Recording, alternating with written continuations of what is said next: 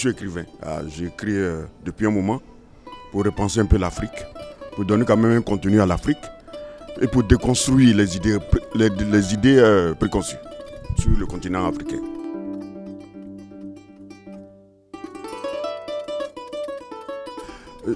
Voici un continent de 30 millions de kilomètres carrés pour près d'1 milliard de personnes, mais qui ne pèse pas lourd au niveau mondial. Voici aussi un continent où les taux de croissance sont les meilleurs au monde, où le taux de croissance est très bon, mais on n'arrive pas à décoller. Juste avec quelques contradictions ça et là, qui font qu'aujourd'hui, nous sommes obligés, nous en tant qu'intellectuels africains, de réfléchir. La réflexion passe par deux choses. La première réflexion, c'est de se battre pour déconstruire les idées préconçues. Les idées que nous avons eues. N'oubliez pas que nous sortons donc de l'esclavage et de la colonisation. Tout ça encore nous tire par le bas. Et il faut que nous menions des actions de nature à sortir des chantiers battus pour nous faire confiance d'abord. La première des choses, c'est se faire confiance. Il faut construire l'être humain, les Africains conscients, orientés vers le futur, qui peuvent entreprendre le développement. Deuxième chose importante, un problème de leadership. Notre continent a un problème de leadership. On n'arrive pas aujourd'hui à s'assumer. On n'arrive pas aujourd'hui à voir les choses dans la durabilité. On est accroché sur... On fait uniquement que du mimétisme. Ça, c'est un problème pour ce continent.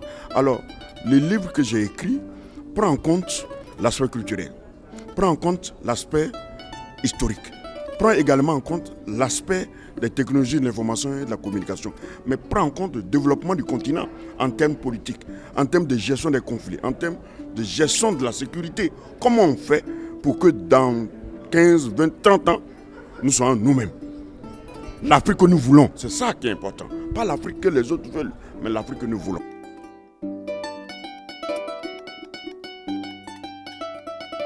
Oui, le maître des maîtres, le savant polyvalent. Voici quelqu'un qui m'a... Dès que j'ai rencontré ses œuvres à Dakar, l'histoire s'est accélérée. Ça, je suis à Dakar. Je profite pour rendre un hommage mérité à tous les Sénégalais.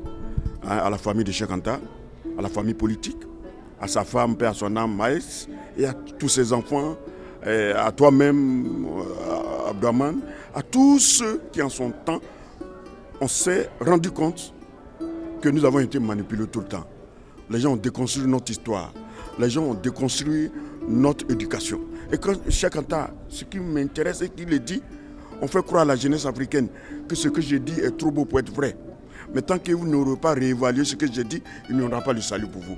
Oui, il n'y aura pas de salut pour nous. Le jour où j'ai connu Cheikh Anta, le jour où j'ai commencé à m'abreuver à l'œuvre de Cheikh Anta, les choses ont changé.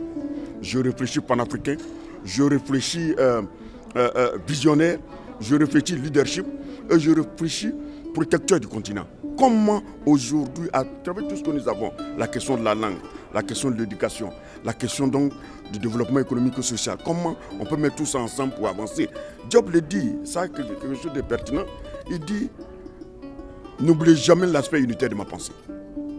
Ça veut dire que tout ce que nous faisons, tous les débats en politique, en sécurité, en armement, nous n'oublions jamais l'aspect unitaire de sa pensée.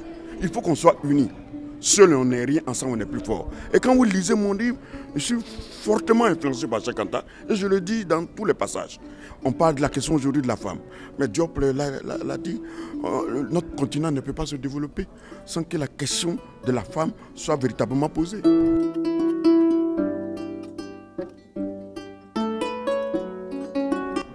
On ne peut pas développer un continent. On ne peut pas développer un peuple tout en disant que sa jeunesse et sa femme sa jeunesse et les femmes ne sont pas le socle du développement. Ce n'est pas possible.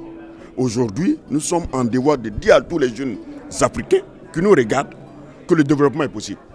L'Internet est possible. Qu'ils prennent le temps de s'armer des sciences jusqu'aux dents. S'armer des sciences jusqu'aux dents, c'est de lire Cheikh Anta Diop.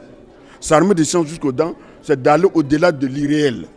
C'est d'aller au-delà de la technologie de l'information et de la communication. C'est d'aller au-delà de ce que j'ai appelé aujourd'hui le complexe. Il faut se décomplexer. Si nous ne nous décomplexons pas, nous ne pouvons pas nous développer. Si nous ne nous faisons pas confiance, nous ne pouvons pas avancer.